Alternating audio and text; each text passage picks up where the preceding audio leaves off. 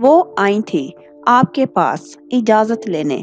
دراصل 12 بجے کے قریب بی بی کو فون آیا تھا کہ حیا بی بی کا ایکسیڈنٹ ہو گیا ہے، تو ہاسپٹل جانے کے لیے اجازت چاہیے تھی۔ وہ آپ کے پاس آئی تھی تو دروازہ اسی لڑکی نے کھولا۔ بی بی نے کہا آپ کو بلا دیں تو اس لڑکی کو غصہ آ گیا۔ اس نے وہ الفاظ ڈھونڈنے لگا۔ اس نے کیا پھوپھا؟ شانزل نے بے قراری سے پوچھا۔ اس نے بی بی کو تھپڑ مار دیا جس سے بی بی سیڑھیوں سے گر گئی۔ پھوپھا کی بات سن کر شانزل نے مٹھیاں بھینچ لی۔ وہ بہت بے بس تھی تو میں ہی ان کے ساتھ حیا بی بی کے پاس چلا گیا، لیکن بی بی نے کبھی کسی کو تکلیف نہیں دی، اس لیے انہوں نے مجھے بھی گھر بھیج دیا۔ دیکھیے پھوپھا، میں آپ سب کو سب کچھ بتا چکا ہوں، لیکن فی الحال آپ مجھے ہاسپٹل کا نام بتائیں۔ پھوپھا کے نام بتاتے ہی وہ ہاسپٹل کے لیے روانہ ہوا۔ وہ ریش ڈرائیونگ کر رہا تھا۔ جب وہ پارٹی میں جاتا تھا کچھ نہ کچھ ہو جاتا تھا۔ 15 منٹ ہاسپٹل میں موجود تھا۔ رات کے 3 بج رہے تھے۔ ہاسپٹل تقریباً سنسان تھا۔ اس کوریڈور میں ایک وجود نظر آیا، ہچکیوں کے ساتھ رونے میں مصروف تھا۔ وہ فوراً حورِ عین کے پاس گیا۔ حورِ عین نے ڈر کر سر اٹھایا۔ سامنے شانزل ابراہیم کو دیکھ کر اس کا خون خشک ہو گیا۔ وہ ڈر کر کھڑی ہوئی اور قدم پیچھے کی طرف بڑھنے لگی۔ میں جان کر نہیں آئی۔ وہ حیا کا سوری۔ وہ اندر تک ڈر گئی تھی۔ وہ خوف کے مارے بے ربط جملے بول رہی تھی۔ شانزل کو حورِ عین پر رحم اور خود پر بے انتہا غصہ آیا۔ اس نے آگے بڑھ کر حور عین کو شانوں سے تھاما اور کرسی پر بٹھایا۔ Relax Hoor, keep calm, everything will be fine. وہ ہمیشہ خیالوں میں بھی اسے حور کہہ کر مخاطب کرتا تھا، لیکن بے اختیاری میں شانزل نے اسے حور کہہ کر پکارا۔ کوئی اور صورتحال ہوتی تو حور عین ضرور چونکتی، کیونکہ شانزل نے آج پہلی مرتبہ اس کا نام لیا تھا۔ شانزل کا لہجہ انتہائی نرم تھا، مگر اس کا حور عین پر کوئی اثر نہیں ہوا۔ حور عین ہنوز رونے میں مصروف تھی۔ حیا کہاں ہے؟ اس نے آرام سے پوچھا۔ حور عین ابھی بھی آنکھیں پھاڑے، آنکھوں میں خوف سمائے اسے دیکھ رہی تھی۔ اندر۔ حور عین کی طرف ہونٹ ہلے، آواز نہیں آئی۔ حور عین بری طرح کانپ رہی تھی۔ رونے کے باعث سبز آنکھیں سوج گئی تھی۔ پیشانی اور ہاتھ پر زخم لگے تھے، ان سے خون نکل کر وہیں سوکھ چکا تھا۔ آج بھی وہ چادر میں اپنے وجود کو چھپائے ہوئے تھی۔ بسکٹ کلر کی چادر پر کہیں کہیں خون کے دھبے تھے جو اس کے ہاتھ اور پیشانی سے نکلا تھا۔ شانزل نے دیکھا وہ اپنا چپل کہیں باہر بھول آئی تھی۔ دونوں سہیلیاں ایک دوسرے کے پیچھے پاگل ہیں، اس کا یقین شانزل ابراہیم کو ہو چکا تھا۔ حور، سب ٹھیک ہو جائے گا، میں ڈاکٹر سے مل کر آتا ہوں، آپ رونا بند کرو۔ حور نے کوئی تاثر نہیں دیا۔ ڈاکٹر نے تسلی بخش جواب دیا تو شانزل نے ایک نرس سے کہا کہ آئنمنٹ لے کر آئیں۔ وہ واپس آیا تو حور عین نماز پڑھنے میں مشغول تھی۔ چہرہ وضو کے پانی اور آنسوؤں کے قطرے کی وجہ سے نم تھا۔ سبز آنکھوں کے گرد خمدار پلکیں پانی کی وجہ سے بھیگی ہوئی تھی۔ شانزل کے دل نے ایک بار پھر چوٹ کی۔ وہ نماز ختم کر کے کرسی پر بیٹھ گئی۔ نرس نے آ کر اس کی پیشانی اور ہتھیلی پر مرہم لگایا۔ پھر حور عین ورد کرنے میں مشغول ہو گئی اور شانزل اسے دیکھنے میں۔ بسکٹ کلر کی چادر کے ہالے میں لپٹا ہوا چہرہ سب سے اہم، چہرے پر پاکیزگی۔ آج تک وہ اسے حیا سکندر کی بھتیجی کی طرح ٹریٹ کرتا آیا تھا، لیکن آج اس کے دل نے خاموش خواہش کی تھی کہ شانزل ابراہیم کو پتہ لگے کہ حور عین جہانزیب کیسی ہے۔ وہ حیا سکندر اور حویلی والوں کے صفات سے بخوبی واقف تھا کہ وہ لوگ پیسے کے پیچھے کسی حد تک پاگل ہیں، لیکن حور عین کیا تھی؟ اس کی سوچوں کا ارتکاز فجر کی اذان نے توڑا۔ شرمندگی کے باعث وہ حور عین کو مخاطب نہ کر سکا۔ اور فجر پڑھنے چلا گیا۔ شانزل واپس آیا تو کوریڈور پورا خالی تھا۔ اس نے آس پاس نظر دوڑائی لیکن حورین کہیں نظر نہ آئی۔ پھر اس نے بے قراری سے نرس سے پوچھا۔ اس نے کہا مجھے نہیں پتا۔ شانزل کو خود پر بے تحاشا غصہ آیا۔ اسے حورین کو اس وقت یہاں اکیلے چھوڑ کر جانا نہیں چاہیے تھا۔ تبھی حورین تیز تیز قدم اٹھاتی کوریڈور میں داخل ہوئی اور ڈاکٹر روم میں چلی گئی۔ اس نے مجھے دیکھا یا نہیں، مطلب ہے دونوں سہیلیاں ایک دوسرے کے علاوہ کچھ دیکھنا ہی نہیں چاہتی۔ مجھے کیا ہو گیا ہے؟ میں کیا سوچ رہا ہوں؟ اف! حورین ڈاکٹر روم سے باہر آئی تو وہ اس کی جانب لپکا۔ کہاں تھی آپ؟ حورین نے نظر اٹھا کر نظر شانزل کو نہیں دیکھا تھا۔ حلق تر کر کے یک لفظی جواب دیا، انجیکشن۔ اب کسی بھی چیز کی ضرورت ہو تو مجھے بتائیے گا اور اسے پہن لیں، شانزل نے ایک شاپر حورین کی طرف بڑھاتے ہوئے کہا۔ حورین شاپر تھام کر خاموشی سے کرسی پر ٹک گئی۔ شاپر کھول کر دیکھا تو اس میں چپل کا ایک نیا جوڑا تھا۔ کسی خیال کے تحت اس نے اپنے پاؤں دیکھے۔ اف! میں چپل پہننا ہی بھول گئی۔ چپل نکال کر پیروں میں ڈالی۔ شانزل حورین کی حرکت سے محفوظ ہو رہا تھا۔ ڈاکٹر نے آ کر کہا ہم نے پیشنٹ کو روم میں شفٹ کر دیا ہے، انشاءاللہ کچھ گھنٹوں میں ہوش آ جائے گا۔ حورین کی جان میں جان آئی۔ دونوں اٹھ کر روم میں آ گئے جہاں حیا دنیا جہاں سے بے خبر تھی۔ شانزل صوفے پر بیٹھ گیا اور حورین بیڈ کے قریب کرسی پر۔ کچھ گھنٹے گزرے تو حورین اٹھ کر باہر چلی گئی۔ جب وہ واپس روم میں داخل ہوئی تو اس کے ہاتھ میں ناشتے سے بھری ٹرے تھی۔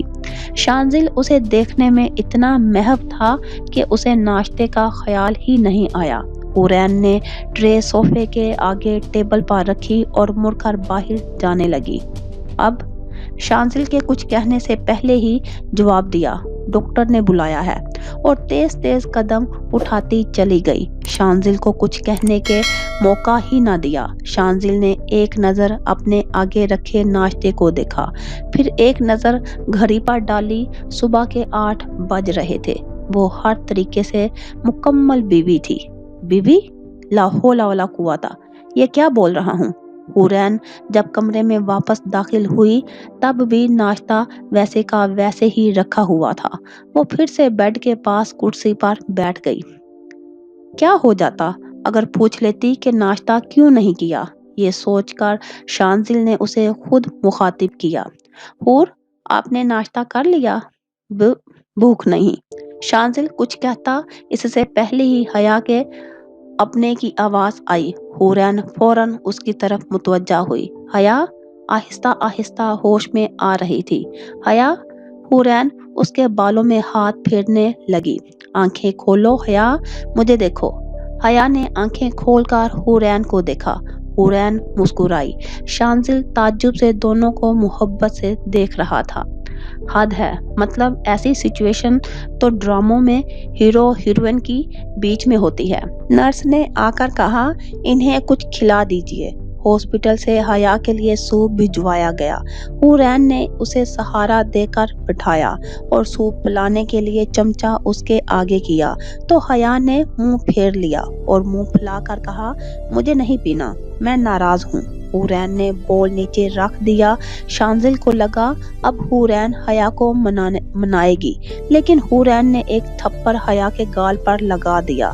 وہ الگ بات ہے کہ نازک ہاتھوں کا تھپڑ بھی نازک سا پڑا تھا۔ جہاں شانزل چونک گیا تھا وہیں حیا گال پر ہاتھ رکھے منہ کھول کر 2 آنکھیں پھاڑے دیکھ رہی تھی۔ حد ہے، نالائق ہو تو تم جیسا، خود ناراض ہو کر منتیں کرواتی ہو اور میں ناراض ہوں تو تھپڑ رسید دیا۔ کیوں میرے ضبط کو آزما رہی ہو؟ پلیز کھا لو۔ لہجہ بھیگا ہوا تھا۔ حورین کی پشت شانزل کی طرف تھی لیکن اسے پتا تھا وہ رو رہی ہے۔ حورین نے سوپ سے بھرا چمچہ حیا کی طرف بڑھا دیا تو اس مرتبہ حیا نے بلا چوں چراں کیے سوپ پی لیا۔ سوپ ختم ہونے کے بعد آخر حیا نے ہی کہا اچھا نا، سوری، جان بوجھ کر تھوڑی ایکسیڈنٹ کروایا تھا۔ تمہیں اندازہ نہیں ہے حیا تم مجھے کتنا پریشان کرتی ہو، کل کی رات مجھ پر کیسی گزری ہے۔ حیا فوراً اپنے جون پر آئی۔ وہ دوست ہی کیا جو پریشان نہ کرے، ابھی تو تمہیں اور پریشان کرنا ہے، خدمتیں کروانی ہے، چلو کنیز ہمیں پانی پلاؤ۔ ایک ادا سے حکم صادر کیا جسے دیکھ کر شانزل مسکرایا۔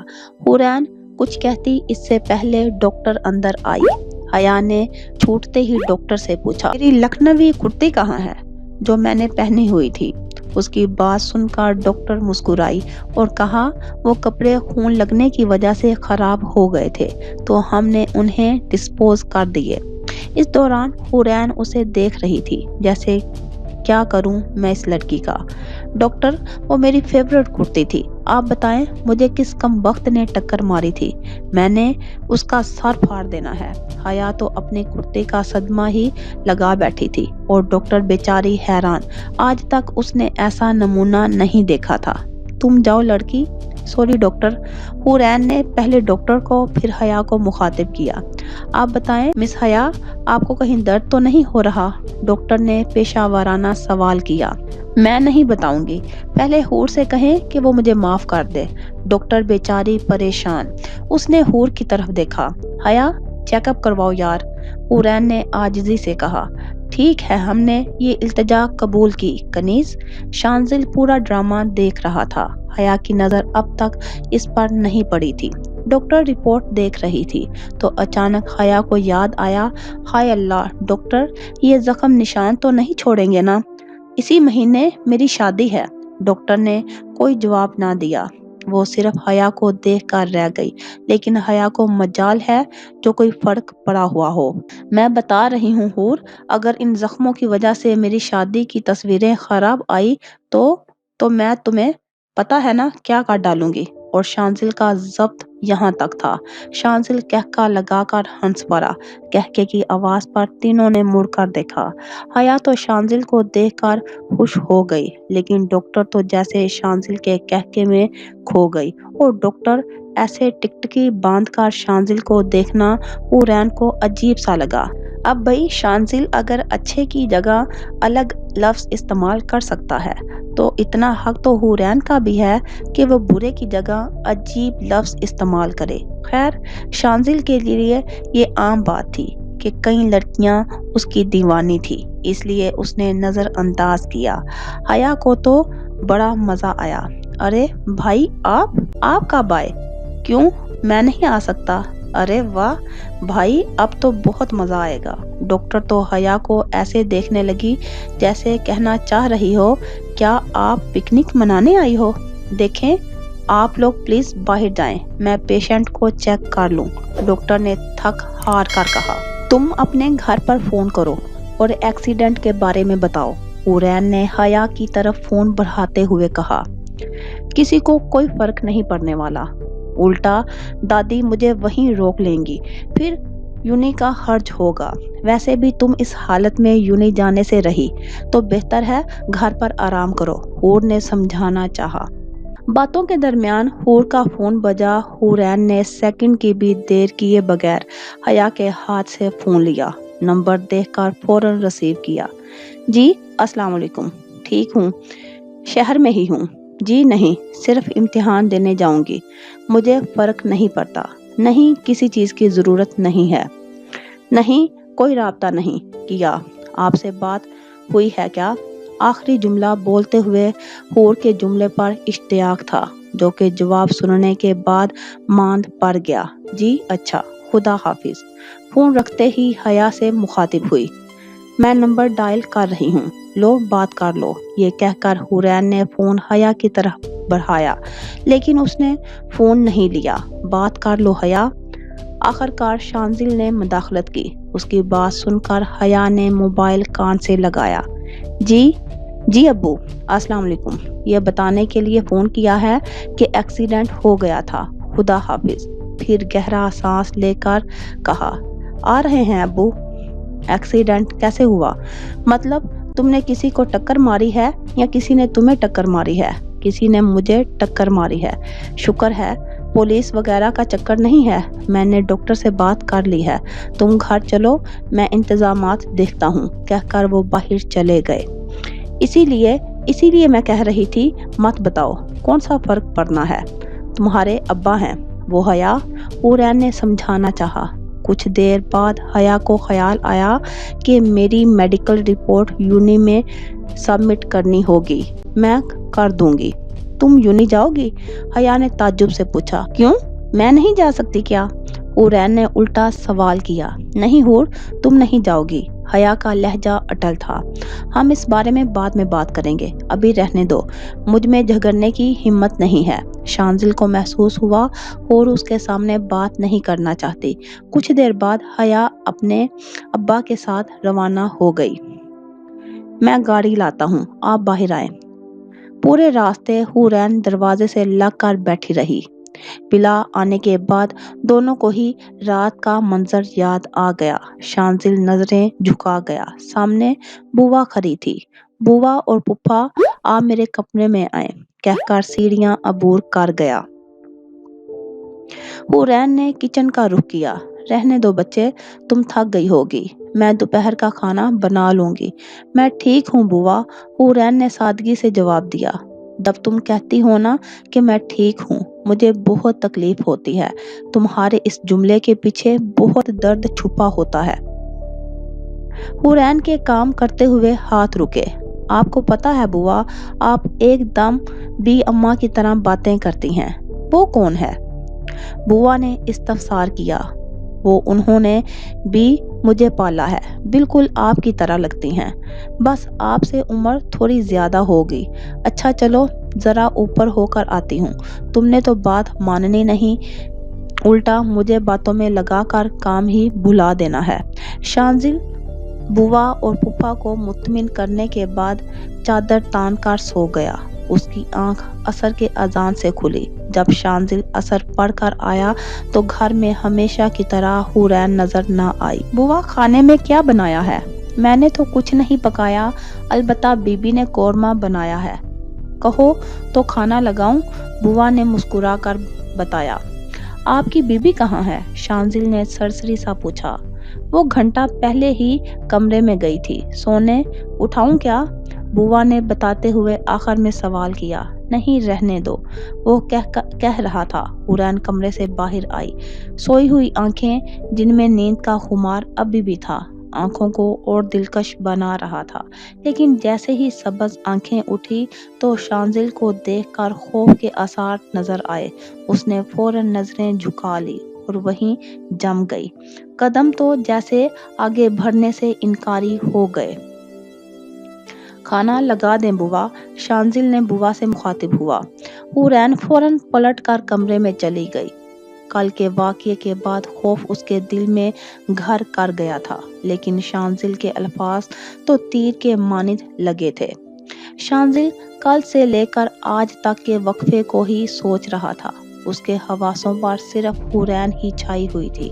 उसकी जगह कोई और लड़की होती तो हॉस्पिटल में ही उसके रवैये पर अच्छी खासी सुना देती, लेकिन हुरैन एकदम अलग थी, या उसे ऐसे ही लग रही थी।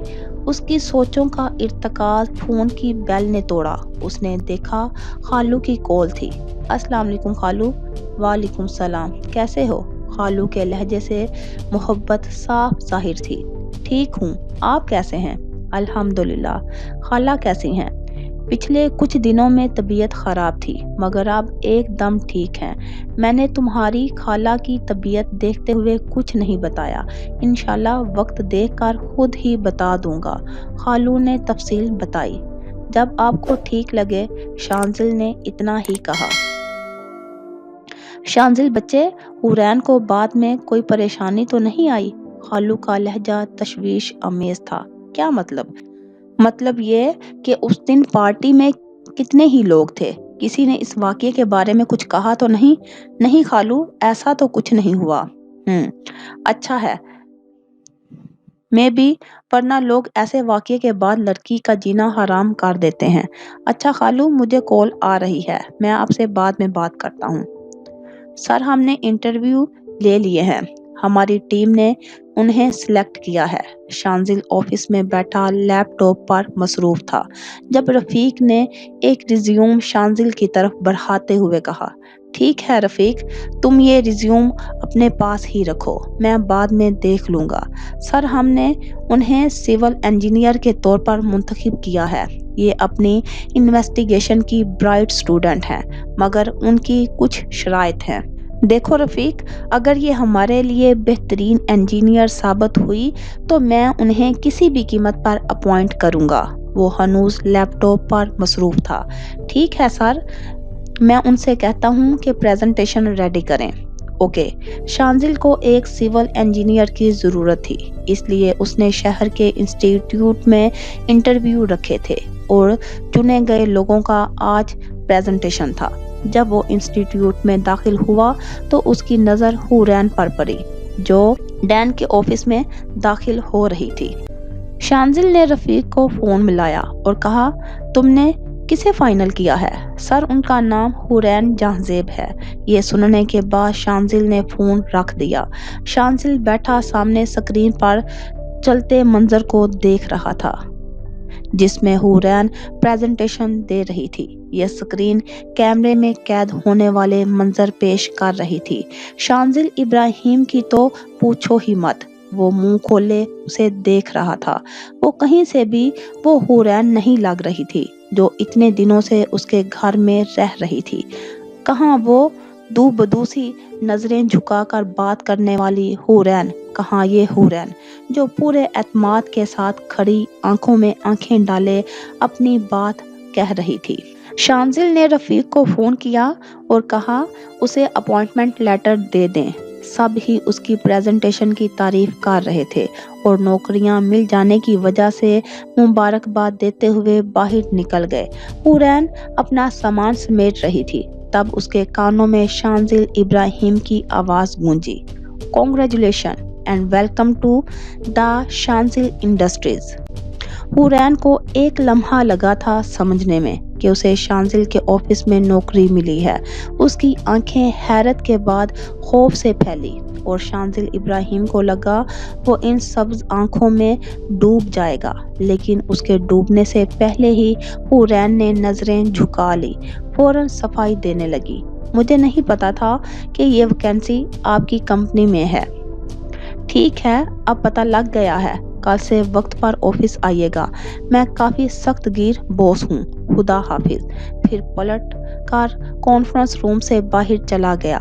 مجھ سے بہتر کون جان سکتا ہے کہ آپ کتنے سخت گیر ہیں؟ یہ صرف سوچ سکی، بولنے کی جرأت تو اس میں تھی ہی نہیں۔ حورین اس رات اس قدر ڈری ہوئی تھی کہ اکیلی تھی، ایک سہارے کی ضرورت تھی۔ اسے شانزل کو دیکھ کر اطمینان ہونا چاہیے تھا، مگر شانزل کو دیکھ کر اس کے خوف اور بڑھ گیا۔ شانزل کے تسلی بخش جملے کسی کام نہ آئے۔ اسے شانزل کے کسی جملے یا آمد اس کے لیے راحت کا باعث کیوں نہیں تھے۔ شانزل ابراہیم جتنا سنجیدہ، سخت مزاج اور ضدی تھا، اس سے پوری دنیا واقف تھی، لیکن وہ حورین کے آگے باخود کیوں ہوتا جا رہا تھا؟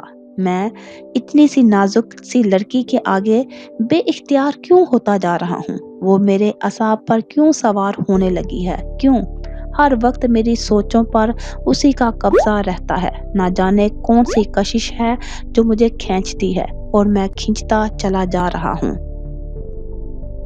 اف، بے اختیار، اعصاب پر سوار، قبضہ کشا۔ شانزل ابراہیم، ہوش میں آؤ، کیا حرکت کر رہے ہو تم؟ یہ صرف شرمندگی ہے اور کچھ نہیں۔ انجانے میں ہی صحیح تم سے زیادتی ہوئی ہے، بس اسی کا گلٹ ہے۔ دراصل اسے خوشی ہوئی تھی کہ حورین کے بارے میں جان کر کہ وہ سول انجینئرنگ کے لاسٹ ایئر میں ہے، حالانکہ وہ بہت کمزور اور نازک سے سراپے کی مالک تھی۔ اسے دیکھ کر کہیں سے بھی گمان نہیں ہوتا تھا کہ وہ سول انجینئرنگ کی اسٹوڈنٹ ہوگی۔ جب شانزل کو پتہ لگا وہ پڑھتی تو اس نے سوچا کہ فرسٹ یا سیکنڈ ایئر کی اسٹوڈنٹ ہوگی۔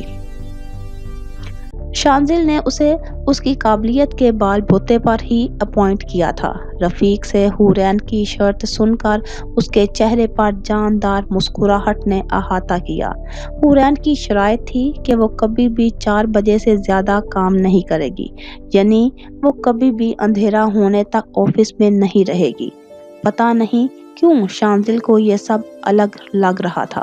جی بالکل، شانزل کو یہ سب الگ لگ رہا تھا، کیونکہ وہ اس الگ کی جگہ اچھا لفظ استعمال نہیں کرنا چاہ رہا تھا۔ صبح جب شانزل نیچے آیا تو حورین آفس جا چکی تھی۔ جب وہ آفس میں داخل ہوا تو سب میں اس نے اسے ڈھونڈا، لیکن وہ نظر نہیں آئی۔ کچھ دیر بعد رفیق نے اسے یاد دلایا کہ نئی انجینئر کے ساتھ بورڈ ممبر کی میٹنگ ہے، تو وہ سر ہلاتا میٹنگ روم میں چلا آیا۔ جب وہ داخل ہوا تو اس نے دیکھا تقریباً سب لوگ پہلے سے موجود ہیں اور لمبی سی میز کے سرے پر وہ کھڑی ہے۔ سب شاید شانزل کے ہی منتظر تھے۔ شانزل نے باس کی کرسی یعنی لمبی سی میز کے دوسرے سرے پر رکھی کرسی سنبھالی اور حورین ایک دم اس کے سامنے تھی۔ میٹنگ سٹارٹ ہوئی تو سب ہی حورین سے سوالات کر رہے تھے، جس کا جواب وہ بہت اعتماد کے ساتھ دے رہی تھی۔ یہ الگ بات تھی کہ اس نے ایک نظر بھی اپنے باس کی طرف نہیں ڈالی تھی۔ تبھی پھر سب نے ایک ایک کر کے مسئلے بتائے جو شانزل انڈسٹریز کو پیش آ رہے تھے، اور اس کے علاوہ اسے کون کون سے پروجیکٹ دیکھنے ہیں اس کے بارے میں بھی اطلاع دی۔ میٹنگ خیر و عافیت سے اختتام پذیر ہوئی۔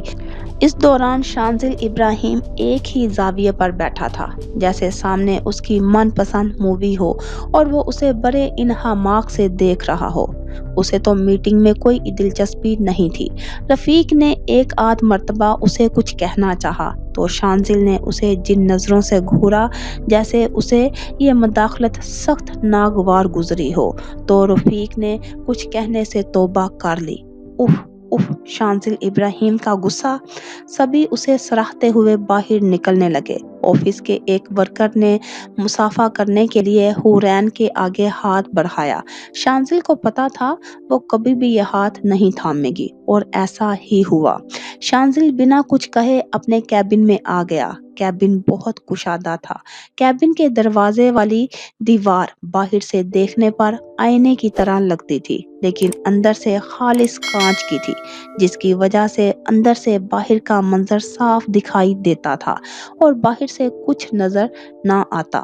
داخل ہوتے ہی سامنے شانزل کی میز تھی، جس کی ایک طرف شانزل کی کرسی جس پر وہ بیٹھا کسی ریاست کا شہزادہ معلوم ہوتا تھا۔ دائیں طرف اٹیچڈ باتھ روم کا دروازہ اور دوسرے کمرے کا دروازہ تھا۔ اس کمرے کو شانزل استعمال کرتا جب اسے آفس میں رکنا پڑتا۔ اس کمرے میں ایک وارڈروب اور ایک بیڈ اور صوفہ بھی تھا۔ شانزل نے کیبن میں آتے ہی رفیق سے کہا، میرے بائیں طرف والی کیبن نئی انجینئر کو کل سے دے دو، لیکن اس سے پہلے میرے اور اس کیبن کے درمیان دیوار کی جگہ ایسی دیوار ہونی چاہیے۔ اس نے دروازے کی کانچ اور آئینے کی دیوار کی طرف اشارہ کیا، جب شانزل حورین کی کیبن کا منظر دیکھ سکتا تھا۔ اس کی بات سن کر رفیق نے سر ہلایا۔ دوسرے دن آفس میں اس کی حکم کی تعمیل ہو چکی تھی۔ دیوار پر سے بلائنڈرز ہٹائے تو وہ نظر آئی، جو پوری طرح سے اپنے کام میں محو تھی۔ ہمیشہ کی طرح چادر سے اپنے وجود کو چھپائے ہوئے وہ سبھی سے لیے دیے انداز میں بات کر رہی تھی۔ رفیق انتہائی عقل مند پی.اے تھا۔ اس نے بن کہے بلائنڈر لگوا دیے تھے، جس کی وجہ سے جب بھی کوئی شانزل کی آفس میں آتا تو وہ بلائنڈرز لگا لیتا، جب اکیلا ہوتا تو بلائنڈرز ہٹا دیتا۔ اگلے دن شانزل نے دیکھا وہ دروازے کے باہر کھڑی ہے۔ تقریباً 5 منٹ حورین نے اسی کشمکش میں گزار دیے کہ اندر جائے یا نہ جائے۔ آخر کار ہمت کر کے دروازہ کھٹکھٹایا اور کہا، may I come in sir؟ شانزل اس کی حالت سے محفوظ ہو رہا تھا۔ یس، اندر آتے ہی حورین کو اچانک سے وہ ایگریمنٹ والا منظر یاد آیا۔ اس نے سر جھٹک کر کہا، ان پیپرز پر آپ کے سائن چاہیے تھے۔ شانزل نے دیکھا، اس کی نظریں ہنوز نیچے تھی۔ وہ لڑکی جو سب سے پورے اعتماد سے بات کرتی تھی، وہ شانزل ابراہیم کے آگے نروس ہو جاتی تھی۔ اوکے، اسے رکھ دیں۔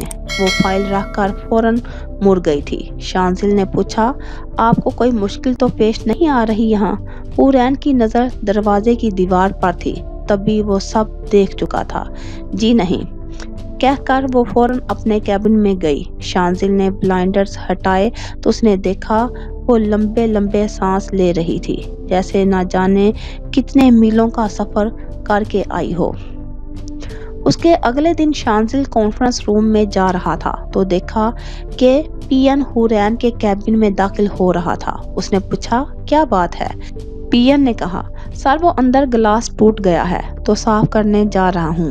میم تو چلی گئی ہیں۔ اوکے۔ پھر وہ آگے بڑھ گیا، مگر زینے کی طرف دیکھ کر چونک گیا۔ چونکنے کی وجہ یہ تھی کہ حورین زمین پر گری ہوئی تھی اور اس کے پیر سے خون نکل رہا تھا جو زمین پر پھیل رہا تھا۔ شاید وہ دوسرے پی این سے ٹکرا کر گری تھی جو بھاری باکس لے کر اوپر آ رہا تھا۔ پاس کھڑی آفس میں کام کرنے والی لڑکیاں اس پر ہنس رہی تھی۔ شانزل کی شفاف پیشانی پر بل نمودار ہوا۔ شانزل کو دیکھ کر حورین اپنا درد بھول بھال گئی اور اسے خوف نے آ گھیرا۔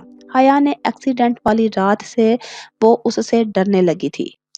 شانزل نے آگے بڑھ کر سیکنڈ کی بھی دیر کیے بغیر حورین کو باہوں میں بھر لیا۔